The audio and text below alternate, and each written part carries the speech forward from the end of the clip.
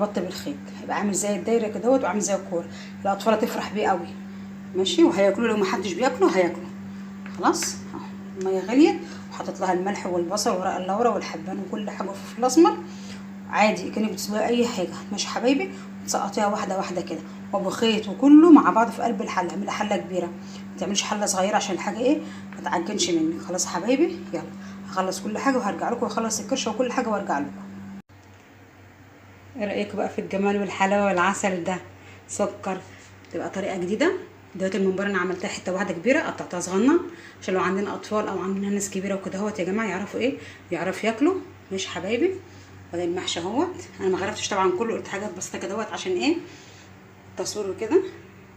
وادي الممبار التاني، وادي الممبار التحفه التحفه. العسل ده عسل بجد بجد بجد تحفه. حبه السلطه كل ده بخلطه واحده تمام. يلا بقولوا ايه، قولوا لي رايكم. سلام يا احلى ناس في الدنيا. سلام.